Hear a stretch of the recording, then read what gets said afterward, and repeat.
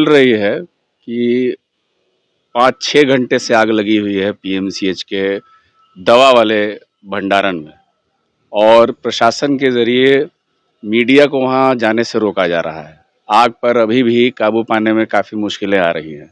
तो ये एक बहुत बड़ी आशंका की तरफ इशारा कर रहा है कि हो क्या रहा है।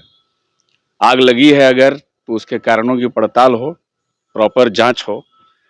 जो सरकार अभी-अभी सत्ता में आई है, पलटी मार करके आए हुए लोग जो विधानसभा के भीतर में ये कह रहे हैं कि सभी विभागों की जांच होगी, तो ये जांच की प्रक्रिया को अगलगी से इसकी शुरुआत हो रही है अगर, तो ये आशंका बना रहा है कि मामला क्या है। इसलिए एक प्रॉपर, थरा और इंडिपेंडेंट किस्म की जांच होनी चाहिए कि मामला क्या है।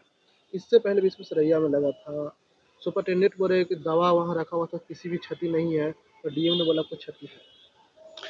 अब ये प्रशासन की तरफ से ही विरोधाभासी बयान आ रहे हैं, तो इसमें तो साफ-साफ सीधी बात ये है कि जब ये जो अभी बजट पास हुआ है, उसके भीतर स्वास्थ्य का जो हिस्सा है बजट का, उसको भी घटाया गया है।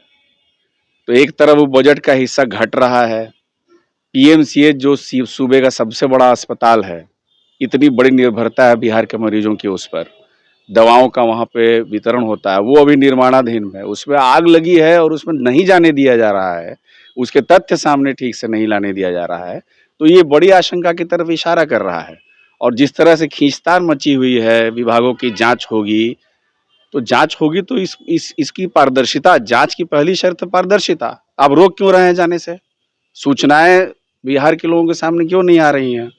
क्या उसमें मामला है? इसलिए हमारी तरफ से, हमारी पार्टी की ओर से मांग है कि पीएमसीएच में ये जो एक बड़ी आग लगने की दुर्घटना सामने आई है, इसकी एक स्वतंत्र और इंडिपेंडेंट किस्म की लापरवाही कहाँ रही, कमी कहाँ रही, क्या सुपरिटेंडेंट को बर्खास्त करना चाहिए?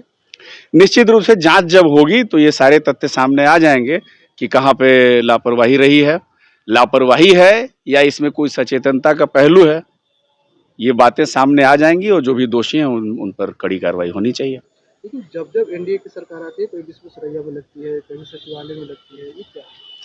अब हमारे यहाँ जो जो राजनीति का हाल है और जो सत्ता में परिवर्तन इतनी जल्दी हो रहा है, पाले बदले जा रहे हैं, कल की बात भुला करके आज नई बात की जा रही है।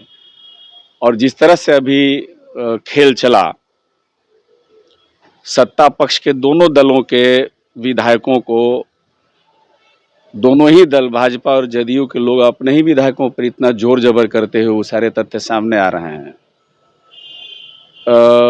आरजेडी के विधायकों को उधर लाया गया, तो ये जांच के तो इतने सारे विषय खुल गए हैं कि मामला क्या है, तो इसमें नए-नए विषय जो जुड़ रहे हैं, इन सबका संबंध तो आपस में नहीं है। तो निश्चित रूप से एक जांच का मामला बनता है कि जांच हो और तथ्य सामने आए। आपका परिचय? अभ्युदय केंद्रीय कमेटी सदस्य भाकपा माले।